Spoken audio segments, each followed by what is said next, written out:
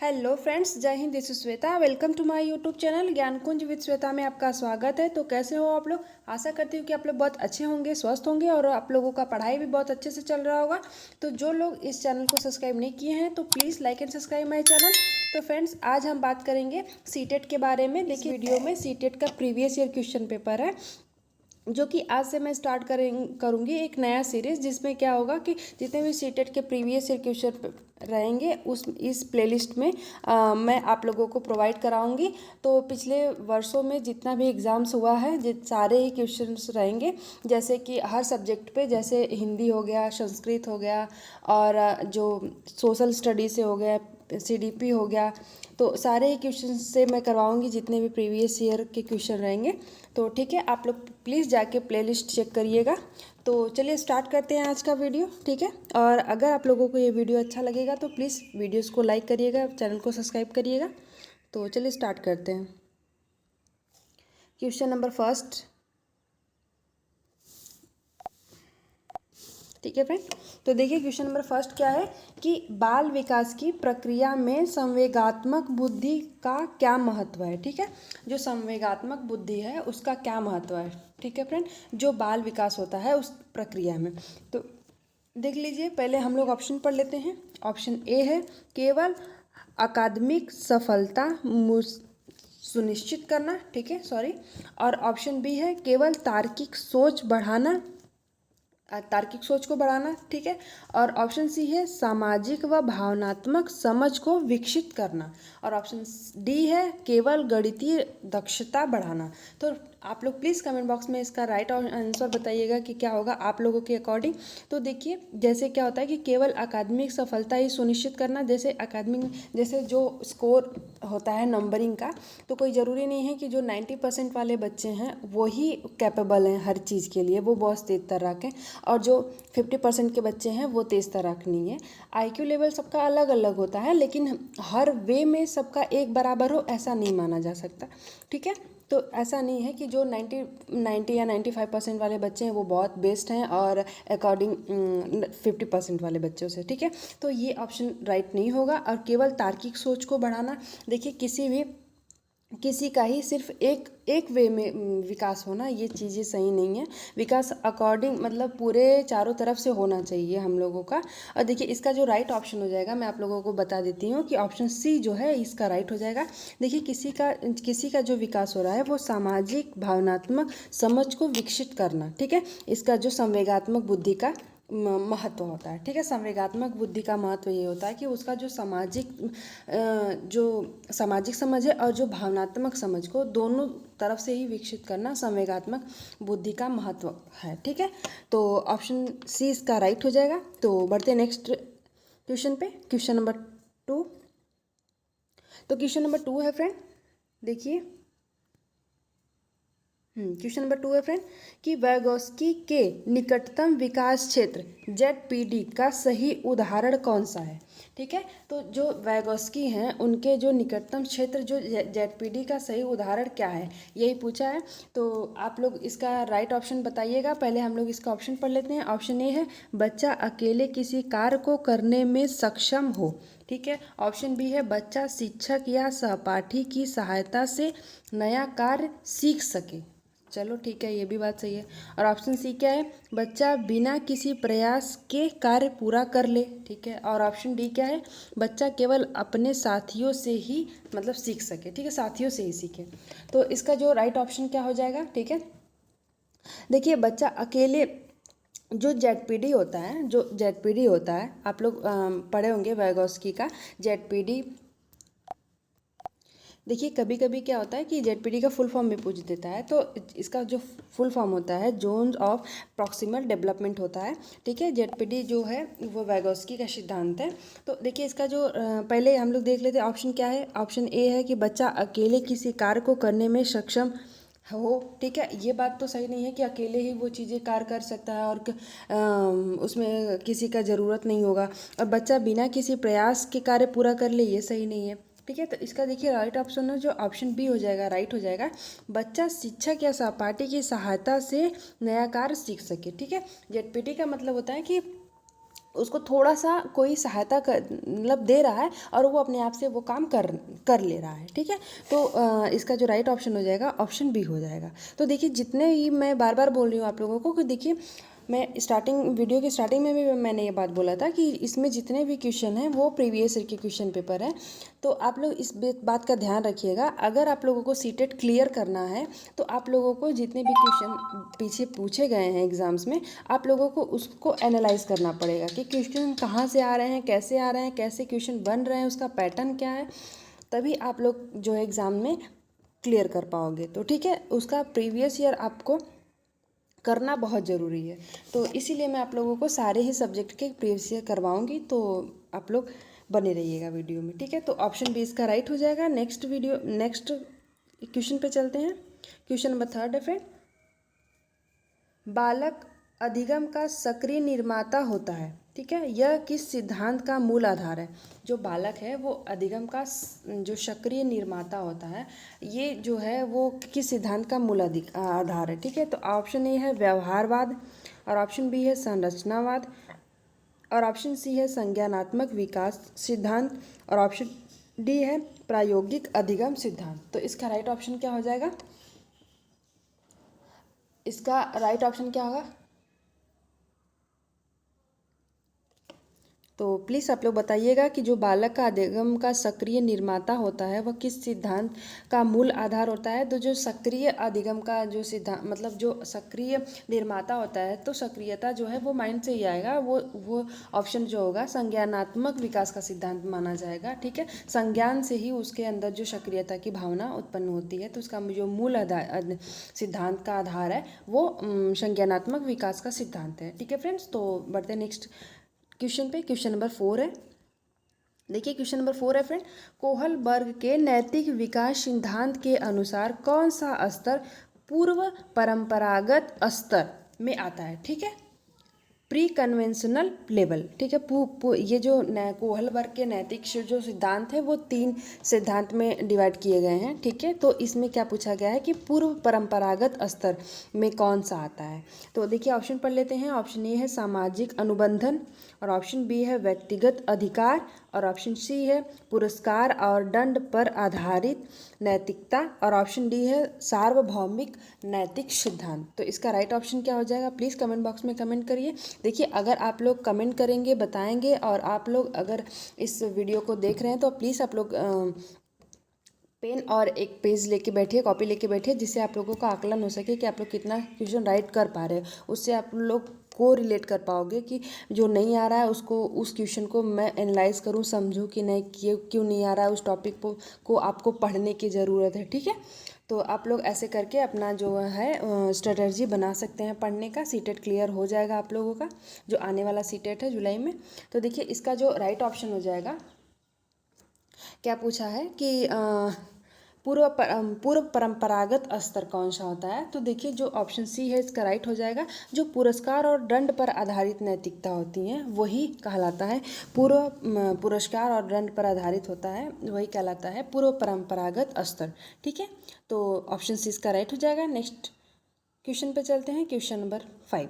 Question number 5 है friend, बालक के भाषा विकास के संदर्भ में मातृभाषा का क्या महत्व है, ठीक है। जो बालक के भाषा विकास के संदर्भ में मातृभाषा का महत्व क्या है पूछा है। तो ऑप्शन पढ़ लेते हैं। ऑप्शन ए है केवल संज्ञानात्मक विकास के लिए, ठीक है, केवल सामाजिक विकास के लिए, और ऑप्शन सी है उनकी अभिव्यक्ति व सोचने की क्षमता के विकास के लिए, और ऑप्शन डी है केवल शैक्षिक सफलता के लिए, ठीक है।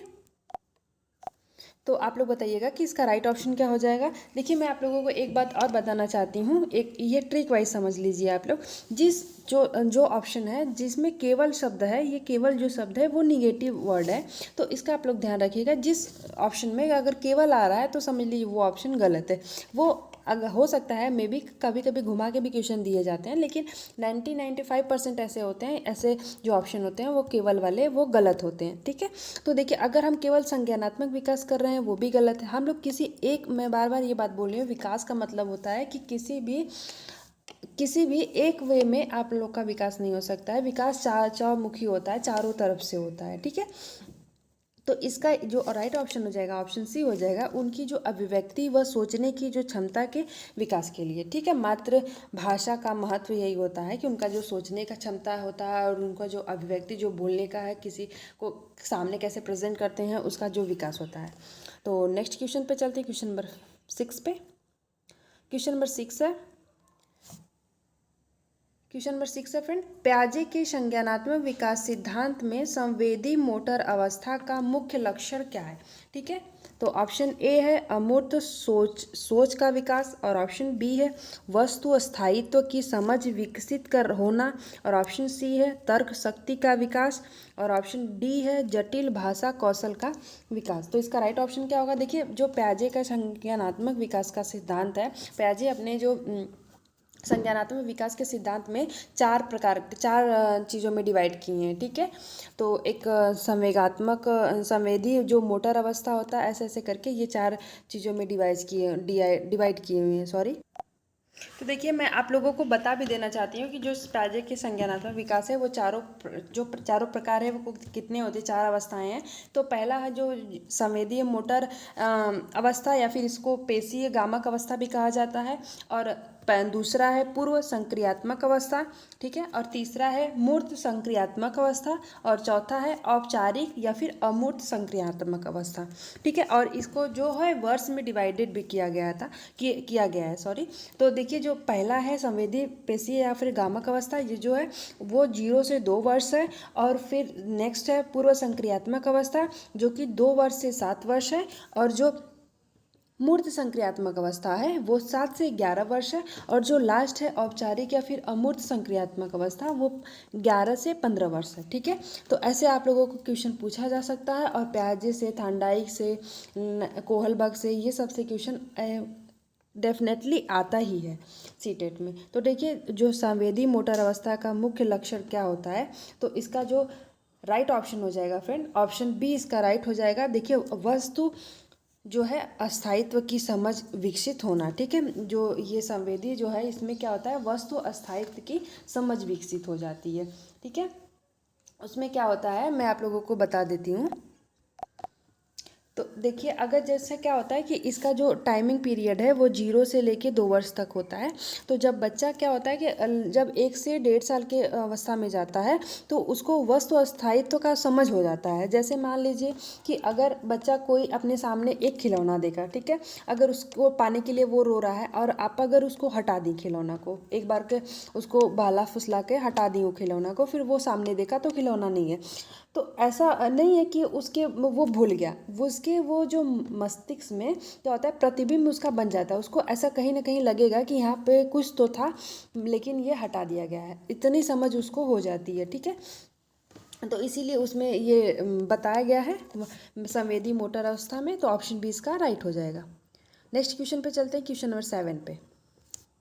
क्वेश्चन नंबर 7 है फ्रेंड, स्कैफोल्डिंग तकनीक का मुख्य उद्देश्य क्या है। ठीक है, जो स्कैफोल्डिंग तकनीक है जो, तो उसका मुख्य उद्देश्य क्या है। तो ऑप्शन पढ़ लेते हैं। ऑप्शन ए है शिक्षक द्वारा सभी उत्तर प्रदान करना, और ऑप्शन बी है छात्रों को सीखने के लिए मार्गदर्शन देना और धीरे धीरे सहायता कम करना। ठीक है, और ऑप्शन सी है केवल समूह में सीखने को बढ़ावा देना, और ऑप्शन डी है केवल प्रत्यक्ष अनुदेशन को लागू करना। देखिए, केवल समूह में सीखने को बढ़ावा देना ये भी सही नहीं है कि हमेशा लोग नहीं ना मिलेंगे आपको, हमेशा आपके अगल बगल लोग नहीं रहेंगे।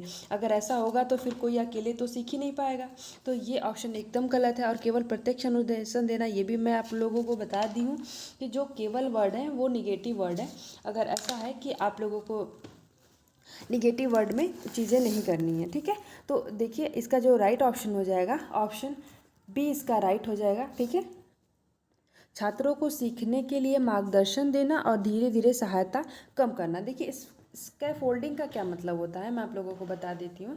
इसका जो मतलब होता है वो सहायता देना होता है। देखिए, एक तो स्कैफोल्डिंग मीन्स भी होता है सहायता, ठीक है, सहायता देना, और एक होता है हेल्प मीन्स भी सहायता होता है। लेकिन हेल्प और स्कैफोल्डिंग दोनों में फ़र्क क्या होता है कि हेल्प हम क्या करते हैं, हम उसको उसकी सहायता खुद से भी कर सकते हैं, ठीक है। हाँ, अगर किसी को हेल्प चाहिए तो मैं उसकी सहायता कर सकती हूँ, वो ये हेल्प हो गया। और स्कैफ फोल्डिंग क्या होता है, मैं उसकी सहायता खुद से नहीं करूँगी, एक गाइड के रूप में करूँगी, गाइडर के रूप में करूँगी। गाइड क्या करते हैं कि आपको गाइड करेंगे कि आप ऐसे करो, ऐसे करो, ऐसे करो, खुद करेंगे नहीं, बस आपको गाइड करेंगे, करना आपको ही है। तो स्कैफ फोल्डिंग का मतलब यही हो गया, ठीक है। और ये जो सिद्धांत है वो ये वाइगोस्की जी हैं, उन्होंने ही ये दिया था, ठीक है, स्कैफोल्डिंग। तो इसमें जो बच्चों को आप मार्गदर्शन दे सकते हैं, सिखा सकते हैं, लेकिन और फिर उसके बाद जब वो धीरे धीरे सीख रहे हैं तो अपनी जो गाइडलाइन है वो आप थोड़ा थोड़ा कम करते रहिए, ठीक है। तो इसमें कहा है धीरे धीरे सहायता कम करना। तो ऑप्शन बी इसका राइट हो जाएगा। नेक्स्ट क्वेश्चन पे चलते हैं, क्वेश्चन नंबर 8। क्वेश्चन नंबर 8 है फ्रेंड, बाल मनोविज्ञान में मल्टीपल इंटेलिजेंस थ्योरी किसने दी थी, ठीक है। जो मल्टीपल इंटेलिजेंस थ्योरी है, जो बहुबुद्धि का सिद्धांत है, वो किसने दिया था, क्वेश्चन में पूछा गया है। तो ऑप्शन ए है हार्वर्ड गार्डन, और ऑप्शन बी है जीन प्याजे, और ऑप्शन सी है बेंजामिन ब्लूम, और ऑप्शन डी है लेव वाइगोस्की। तो इसका राइट ऑप्शन क्या है, देखिए इससे भी क्वेश्चन पूछे जाते हैं। जो मल्टीपल इंटेलिजेंस थ्योरी है, इससे 1-2 क्वेश्चन जरूर आता है, और ये आया हुआ ही क्वेश्चन है। तो देखिए इसका जो राइट ऑप्शन हो जाएगा, ऑप्शन ए हो जाएगा। जो हार्वर्ड गार्डनर हैं, इन्होंने ही मल्टीपल इंटेलिजेंस थ्योरी दी थी, ठीक है। इन्होंने ही बताया था कि बुद्धि 8 प्रकार के होते हैं, वो अलग अलग कैटेगरी में बांटा गया था। तो आप लोग उसको पढ़ सकते हैं, आप लोग में भी कोई कोई पढ़ा भी होगा। तो देखिए इसका जो राइट ऑप्शन है, ऑप्शन ए हो जाएगा। तो नेक्स्ट क्वेश्चन पे चलते हैं, क्वेश्चन नंबर 9 पे। तो क्वेश्चन नंबर 9 है फ्रेंड, कौन सा बालक के सीखने की गति को प्रभावित नहीं करता, ठीक है। कौन सा ऐसा कारक है जो बालक के सीखने को गति को प्रभावित नहीं करता। तो ऑप्शन ए है सामाजिक आर्थिक पृष्ठभूमि, और ऑप्शन बी है पर्यावरणीय प्रभाव, और ऑप्शन सी है शिक्षक की वायु, और ऑप्शन सी है छात्र की पूर्व अनुभव और ज्ञान, ठीक है। तो जो कौन सा ऐसा कारक है जो बच्चों के सीखने की गति को प्रभावित नहीं करता, ठीक है। तो इसका राइट ऑप्शन क्या हो जाएगा, प्लीज़ आप लोग कमेंट बॉक्स में बताइएगा।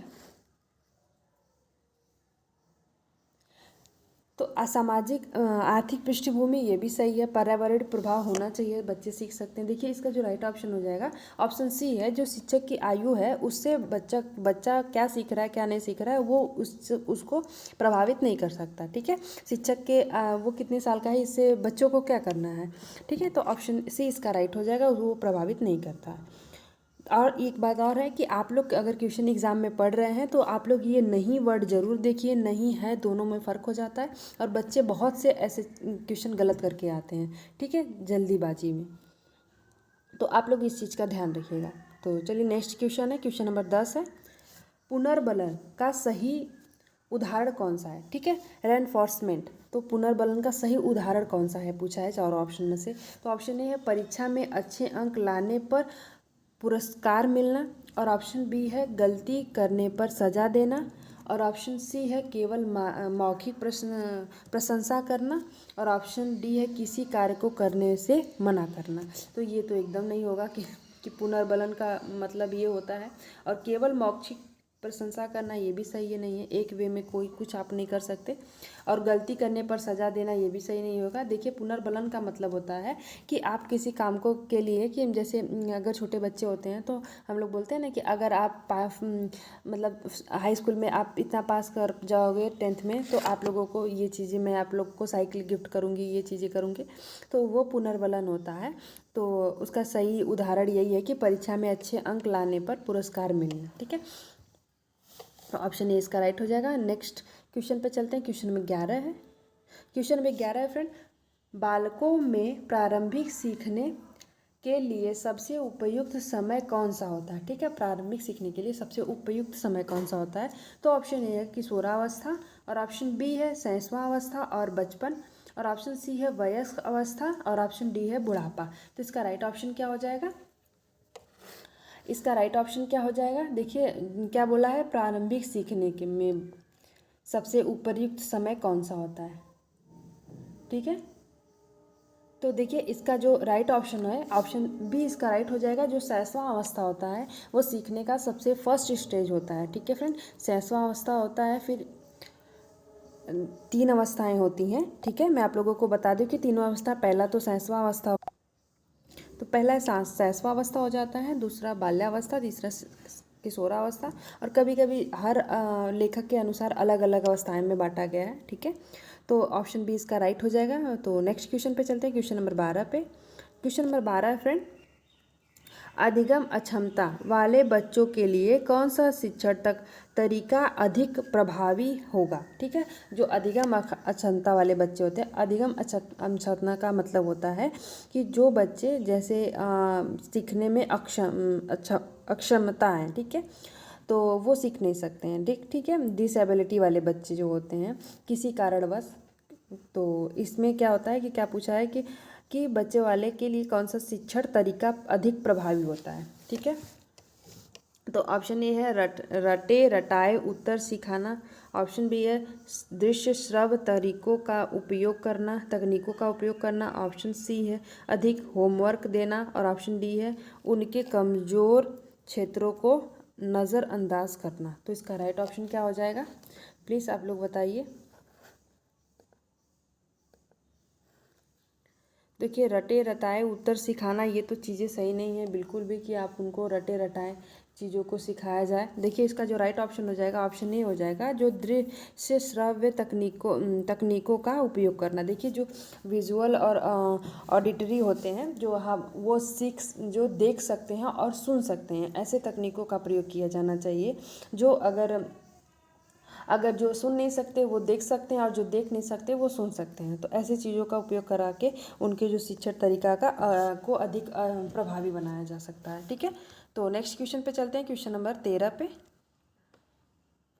क्वेश्चन नंबर 13 है, बालकों में स्वायत्ता अधिगम को बढ़ावा देने के लिए शिक्षकों को क्या करना चाहिए। ठीक है, स्वायत्ता अधिगम को बढ़ावा देने के लिए जो सेल्फ डायरेक्टेड जो लर्निंग होता है, ठीक है, उसको बढ़ावा देने के लिए क्या करना चाहिए।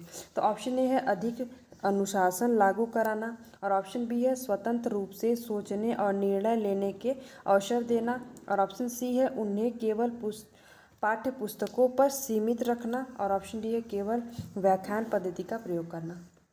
तो देखिए, अगर हम उसको पाठ्य पुस्तकों पर ही सीमित रखा जाए तो उनकी जो अधिगम जो सेल्फ डायरेक्टेड लर्निंग है वो उसको बढ़ावा नहीं मिल सकता। ठीक है, वो और सीमित हो जाएगा। और केवल व्याख्यान पद्धति अपनाना, तो ये तो बिल्कुल सही नहीं है। तो देखिए, उसका जो राइट ऑप्शन हो जाएगा, ऑप्शन बी हो जाएगा, उनको स्वतंत्र रूप से छोड़ दिया जाए, उनको अपने बारे में सोचने दिया जाए कि आप क्या करना चाहते हो, क्या नहीं करना चाहते हो। आप एक बार अपना डिसीजन लो, और लाइफ में अपना डिसीजन बहुत इंपॉर्टेंट होता है। तो देखिए, ऑप्शन बी इसका राइट हो जाएगा। ठीक है, तो नेक्स्ट क्वेश्चन पे चलते हैं, क्वेश्चन नंबर 14 पे। वैगोस्की के अनुसार बालक का संज्ञानात्मक विकास किस पर निर्भर करता है। ठीक है, वैगोस्की के अनुसार बालक का जो संज्ञानात्मक विकास है वो किस पर निर्भर करता है। तो देखिए, ऑप्शन ए है केवल आनुवंशिकी पर, और ऑप्शन बी है सामाजिक और सांस्कृतिक संदर्भ पर, और ऑप्शन सी है केवल शारीरिक विकास पर, और ऑप्शन डी है केवल बुद्धि लब्धि IQ पर। तो इसका राइट ऑप्शन क्या हो जाएगा। देखिए, जो सीधी सीधी बात है, जो वैगोस्की के बारे में अगर उनका संज्ञानात्मक विकास के बारे में क्वेश्चन पूछे तो आप लोग बेधड़क सामाजिक और सांस्कृतिक दोनों पे ही क्वेश्चन में आंसर टिक करिएगा, क्योंकि वैगोस्की ने दोनों ही बताया है क्योंकि एक के बिना एक अधूरा है। किसी का भी विकास सामाजिक और सांस्कृतिक दोनों तरफ से होगा, किसी एक से उसका विकास नहीं हो सकता। ये बात वैगोस्की ने कहा है। ठीक है, तो ऑप्शन बी इसका राइट हो जाएगा, जो सामाजिक और सांस्कृतिक संदर्भ पर। तो नेक्स्ट क्वेश्चन पे चलते हैं, क्वेश्चन नंबर 15 पे। क्वेश्चन नंबर 15 फ्रेंड, मेटाकॉग्निशन का क्या अर्थ है। ठीक है, मेटाकॉग्निशन का क्या अर्थ है। तो ऑप्शन ए है संज्ञानात्मक प्रतिक्रियाओं की समझ और नियंत्रण, और ऑप्शन बी है अधिक याद करने की क्षमता, और ऑप्शन सी है गणना करने की दक्षता, और ऑप्शन डी है भाषा सीखने की क्षमता। तो इसका राइट ऑप्शन क्या हो जाएगा, इसका क्या अर्थ है यही पूछा है। ठीक है, मेटाकॉग्निशन का क्या अर्थ है। तो देखिए, इसका जो राइट ऑप्शन हो जाएगा, ऑप्शन ए हो जाएगा, जो संज्ञानात्मक प्रतिक्रियाओं की समझ और नियंत्रण, इसका अर्थ यही होता है, ऑप्शन ए। तो नेक्स्ट क्वेश्चन पे चलते हैं, क्वेश्चन नंबर 16 पे। तो क्वेश्चन नंबर 16 है फ्रेंड, कौन सा सिद्धांत बालक के सामाजिक विकास से जुड़ा है। ठीक है, कौन सा ऐसा सिद्धांत है जो बालक के सामाजिक विकास से जुड़ा हुआ है। तो ऑप्शन ए है प्याजे का संज्ञानात्मक विकास का सिद्धांत, और ऑप्शन बी है एरिक एरिक्सन का मनोसामाजिक विकास का सिद्धांत, और ऑप्शन सी है थांडाई का कनेक्शनवाद का सिद्धांत, और ऑप्शन सी डी है स्कीनर का व्यवहारवाद का सिद्धांत। तो इसका राइट ऑप्शन क्या हो जाएगा? देखिए कौन सा सिद्धांत बालक के सामाजिक विकास से जुड़ा हुआ है, तो जो एरिक एरिक्सन का मनो सामाजिक विकास का सिद्धांत है यही जुड़ा हुआ है। ठीक है, तो ऑप्शन बी इसका राइट हो जाएगा। तो नेक्स्ट क्वेश्चन पे चलते हैं, क्वेश्चन नंबर 17 पे। क्वेश्चन नंबर 17 है फ्रेंड, सीखने में अनुभव का क्या महत्व है। ठीक है, जो हम कुछ भी सीखते हैं तो उसका अनुभव का क्या महत्व होता है। तो ऑप्शन ए है केवल वयस्कों के लिए उपयोगी होता है। ऑप्शन बी है यह सीखने की प्रतिक्रिया को समृद्ध करता है। और ऑप्शन सी है यह बच्चों के सीखने में बाधा उत्पन्न करता है। और ऑप्शन डी है यह केवल उच्च शिक्षा में उपयोगी होता है। तो देखिए अगर अनुभव किसी भी कार्य के लिए भी हो सकता है, ऐसा ज़रूरी नहीं है कि अनुभव जो है बस वह शिक्षा के लिए ही उपयोगी हो। ठीक है, तो ऑप्शन ये भी नहीं होगा। जो इसका जो राइट ऑप्शन हो जाएगा ऑप्शन बी इसका राइट हो जाएगा। यह जो है सीखने की प्रतिक्रिया को समृद्ध बनाता है। ठीक है, तो नेक्स्ट क्वेश्चन है क्वेश्चन नंबर 18। क्वेश्चन नंबर 18 है फ्रेंड, क्वेश्चन नंबर 18 है शिक्षा मनोविज्ञान का मुख्य उद्देश्य क्या है। ठीक है, जो शिक्षा मनोविज्ञान का मुख्य उद्देश्य क्या है, तो ऑप्शन ए है छात्रों को परीक्षा में अच्छे अंक दिलाना। और ऑप्शन बी है शिक्षण अधिगम की प्रक्रिया को बेहतर बनाना। और ऑप्शन सी है केवल बुद्धि परीक्षण करना। और ऑप्शन डी है केवल सजा और पुरस्कार प्रणाली लागू करना।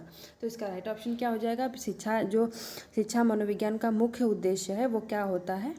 तो देखिए केवल बुद्धि परीक्षण कराना बिल्कुल सही नहीं है, और केवल सजा और पुरस्कार प्रणाली बनाना ये भी सही नहीं है, और अच्छे अंक दिलाना तो ये कहाँ से बात हो गई कि शिक्षा मनोविज्ञान का उद्देश्य अच्छे अंक ही दिलाना है।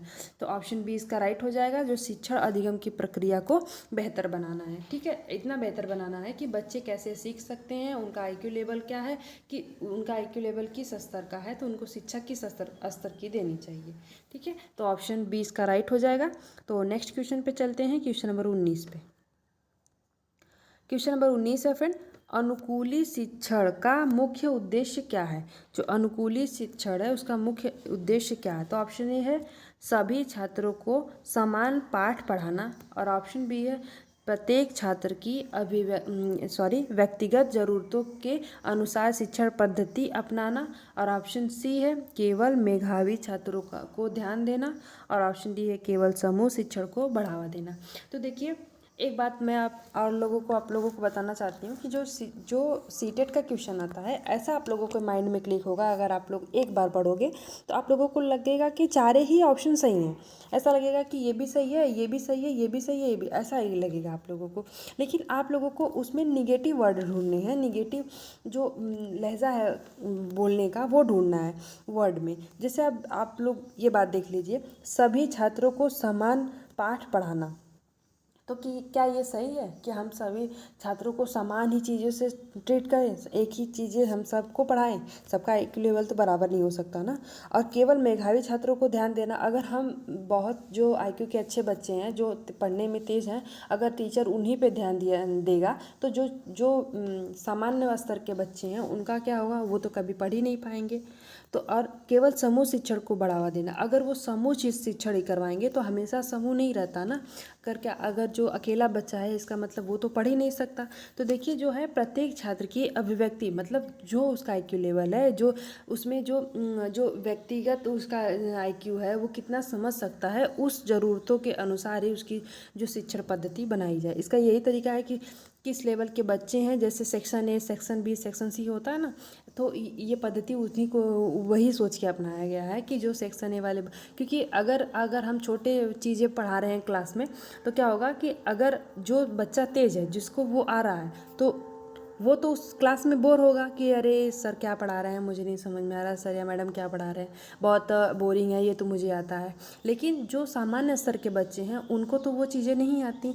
तो इसमें क्या होगा कि जो मेधावी छात्र हैं उनका टाइम भी वेस्ट हो रहा है, और उनको वो चीज़ें आ रही हैं तो उनको वो बोरिंग लगने लगेगा। तो इसीलिए सेक्शन वाइज बांटा गया है। तो आई होप कि आप लोगों को समझ में आ रहा होगा। तो नेक्स्ट क्वेश्चन पे चलते हैं, क्वेश्चन नंबर 20 पे। क्वेश्चन नंबर 20 है फ्रेंड, बालकों में सृजनात्मकता को बढ़ाने के लिए शिक्षक को क्या करना चाहिए, ठीक है। जो बालकों में सृजनात्मकता को बढ़ाने के लिए शिक्षक को क्या करना चाहिए। तो ऑप्शन ए है उन्हें कठिन प्रश्नों को रटने के लिए कहना, और ऑप्शन बी है उन्हें नए विचारों और समस्याओं पर सोचने के लिए प्रेरित करना, और ऑप्शन सी है केवल पाठ्यक्रम पर सीमित रखना, और ऑप्शन डी है केवल परीक्षा परिणामों पर ध्यान देना। तो इसका राइट ऑप्शन क्या हो जाएगा, इसका राइट ऑप्शन क्या हो जाएगा। तो देखिए, बालकों में सृजनात्मकता को बढ़ावा देने के लिए शिक्षक को क्या करना चाहिए फ्रेंड, उन्हें जो नए विचारों और समस्याओं पर सोचने के लिए प्रेरित करना चाहिए। इसे सृजनात्मकता का इंग्लिश में हम क्या होते हैं, क्रिएटिविटी।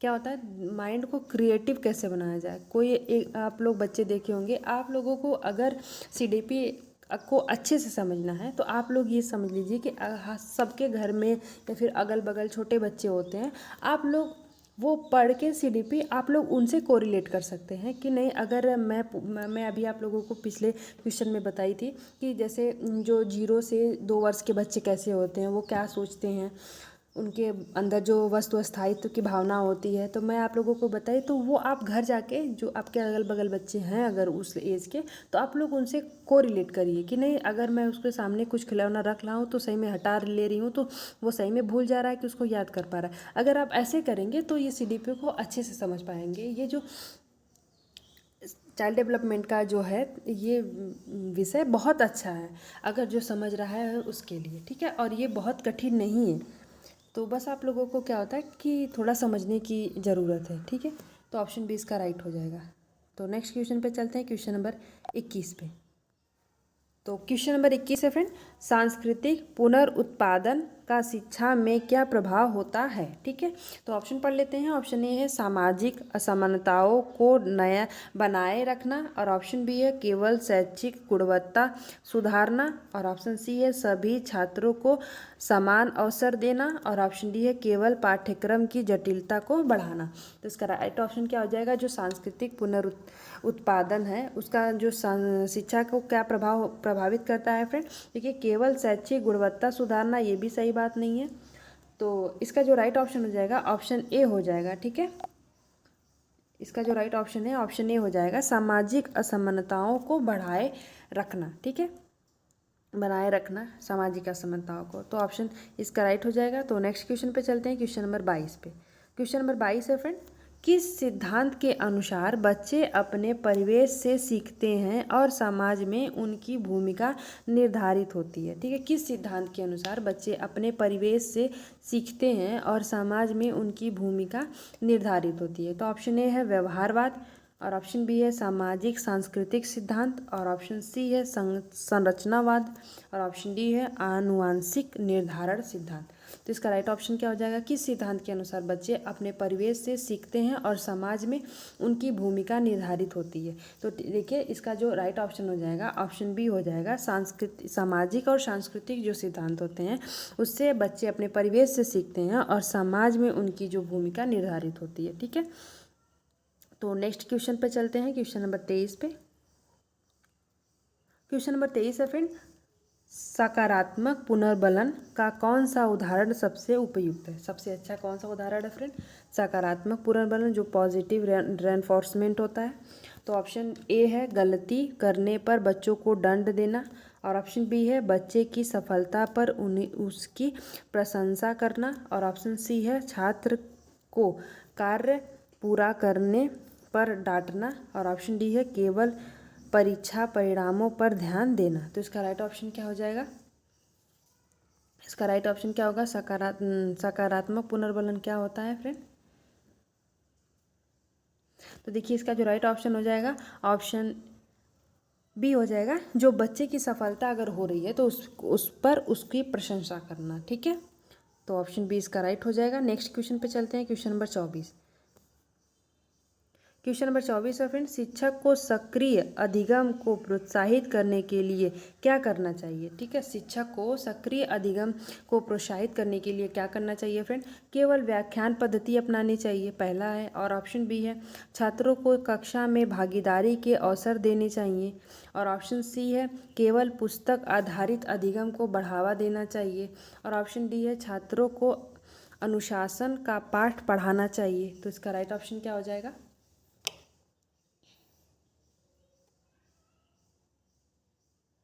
इसका राइट ऑप्शन क्या हो जाएगा? देखिए, जो इसका जो राइट ऑप्शन हो जाएगा, ऑप्शन बी होगा। छात्रों की को कक्षा में भागीदारी के अवसर देने चाहिए। ठीक है, उनको भागीदारी लेना चाहिए किसी भी चीज़ों में, ठीक है, कक्षा में। तो उससे क्या होगा कि जो उनकी सक्रियता जो अधिगम होगी उसको प्रोत्साहित मिलेगा। ठीक है, तो नेक्स्ट क्वेश्चन पे चलते हैं, क्वेश्चन नंबर 25 पे।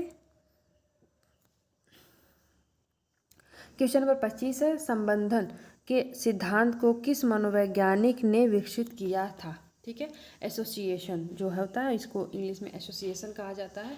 और आप लोग सीटेट के एग्ज़ाम में ऐसा नहीं है कि सारे वर्ड आप लोगों को हिंदी में ही आए, आप लोग इंग्लिश पे भी ध्यान दीजिएगा। जो लोग यूपी बोर्ड वाले हैं, जो लोग हिंदी से पढ़े हैं, वो लोग क्या होंगे कि अगर कोई कोई ऐसा वर्ड होता है जो इंग्लिश में ही उसको हिंदी में करके लिखा रहता है, और जो वर्ड है वो इंग्लिश ही रहता है लेकिन वो हिंदी में लिखा रहता है। तो आप लोग इस चीज़ का ध्यान दीजिएगा कि जो वर्ड आप लोग सीख रहे हो, जैसे संबंधन जो है वो हिंदी वर्ड है, लेकिन इंग्लिश जो इसका वर्ड है वो एसोसिएशन कहा जाता है। तो इसका आप लोग ध्यान रखिएगा। तो ऑप्शन ए है स्कीनर, और ऑप्शन बी है थॉर्नडाइक, और ऑप्शन सी है वेगोस्की, और ऑप्शन डी है प्याजे। देखिए, जो हिंदी के वर्ड होते हैं ना, वो एक ही चीज़ कई मतलब 5-6 नाम होते हैं एक चीज़ का, और इंग्लिश में एक ही रहता है। तो आप लोग को अगर कुछ नहीं समझ में आना तो उससे आप लोग मिला सकते हैं इंग्लिश और हिंदी में, क्योंकि एक पेज पे दोनों ही लैंग्वेज दिए रहते हैं। तो ऐसे आप लोग कर सकते हैं। तो देखिए, इसका जो राइट ऑप्शन हो जाएगा वो थॉर्नडाइक हो जाएगा। संबंधन का जो सिद्धांत है वो थॉर्नडाइक ने दिया था। ठीक है, ऑप्शन बी।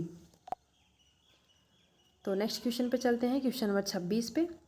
तो क्वेश्चन नंबर 26 है फ्रेंड, बालकों में संज्ञानात्मक संघर्ष क्यों आवश्यक है? ठीक है, बालकों में संज्ञानात्मक संघर्ष क्यों आवश्यक है?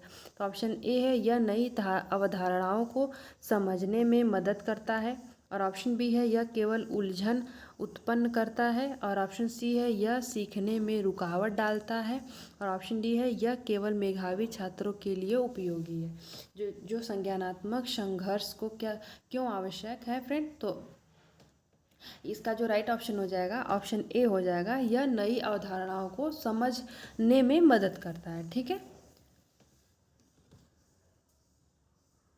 तो नेक्स्ट क्वेश्चन पे चलते हैं, क्वेश्चन नंबर 27 पे। क्वेश्चन नंबर 27 है फ्रेंड, बालक जब किसी कार्य को अपनी रुचि और जिज्ञासा से करता है तो इसे क्या कहा जाता है? अगर कोई बालक है, अपनी जो रुचि है और अपनी जिज्ञासा से कोई काम कर रहा है तो उसको क्या कहा जाता है? तो ऑप्शन ए है बाह्य प्रेरणा, और ऑप्शन बी है आंतरिक प्रेरणा, और ऑप्शन सी है प्रायोगिक अधिगम, और ऑप्शन डी है सामाजिक अधिगम। तो देखिए, अगर कोई भी बालक हैं, आप हैं, हम हैं, अगर किसी भी काम को अपनी रुचि से कर रहे हैं, अपनी रुचि और अपनी जिज्ञासा से कर रहे हैं, तो वो आंतरिक अपने अंदर की प्रेरणा करती है कि नहीं, मैं ये कर सकती हूँ, मुझे करना चाहिए। तो ये आंतरिक प्रेरणा हो गया। ठीक है, ऑप्शन बी इसका राइट हो जाएगा।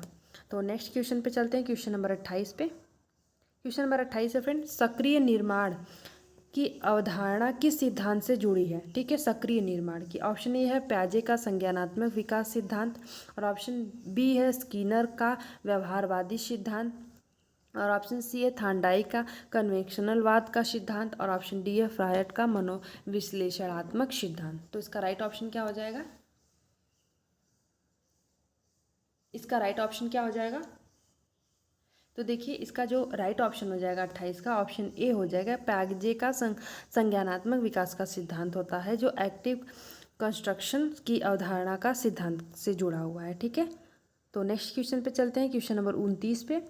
एरिक एरिक्सन के मनोसामाजिक विकास सिद्धांत के अनुसार 6 से 12 वर्ष की आयु के बच्चों में कौन सा संघर्ष प्रमुख होता है? क्वेश्चन पूछा है, तो ऑप्शन पढ़ लेते हैं। ऑप्शन ए है आत्म परिचय बनाम भूमिका भ्रम, और ऑप्शन बी है उत्पादकता बनाम हीनता, और ऑप्शन सी है आत्मविश्वास बनाम संदेह, और ऑप्शन डी है पहल बनाम अपराध बोध। तो इसका राइट ऑप्शन क्या हो जाएगा? इसका राइट ऑप्शन क्या हो जाएगा? तो देखिए, इसका जो राइट ऑप्शन हो जाएगा, ऑप्शन बी इसका राइट हो जाएगा, उत्पादकता और बनाम हीनता। ठीक है, तो नेक्स्ट क्वेश्चन पे चलते हैं, जो इस वीडियो का लास्ट क्वेश्चन रहेगा फ्रेंड, ऑप्शन क्वेश्चन नंबर 30। सुलभ अधिगम अवधारणा का मुख्य उद्देश्य क्या होता है, ठीक है, उद्देश्य पूछा है, सॉरी। जो सुलभ अधिगम वातावरण होता है, ठीक है, इंक्लूसिव लर्निंग इन्वायरमेंट का मुख्य उद्देश्य क्या होता है, तो ऑप्शन ए है केवल विशेष बच्चों के लिए व्यवस्था करना, और ऑप्शन बी है सभी बच्चों को समान अवसर और संसाधन प्रदान करना, और ऑप्शन सी है केवल मेधावी छात्रों पर ध्यान देना, और ऑप्शन डी है परीक्षा परिणामों को प्राथमिकता देना। तो इसका राइट ऑप्शन क्या हो जाएगा, इसका जो राइट ऑप्शन हो जाएगा, उसका जो ऑप्शन बी इसका राइट हो जाएगा, सभी बच्चों को समान अवसर देना और साधन प्रदान करना, ठीक है। ऐसा नहीं है कि ये बच्चा कम आईक्यू का है, ये सामान्य है, तो उसको हम ज़्यादा अवसर नहीं देंगे, ये नहीं कर पाएगा, ऐसे चीज़ों के बारे में नहीं सोचना चाहिए, ठीक है फ्रेंड। और ये नीचे इसका जो है ये आप लोगों को क्वेश्चन का आंसर मिलेगा, आप लोग चाहिए तो यहाँ से आप लोग स्क्रीनशॉट कर सकते हैं, या फिर इस वीडियो के डिस्क्रिप्शन बॉक्स में जाकर टेलीग्राम चैनल का लिंक दिया होगा, आप लोग वहाँ जाके इस PDF को डाउनलोड भी कर सकते हैं चाहिए तो, ठीक है।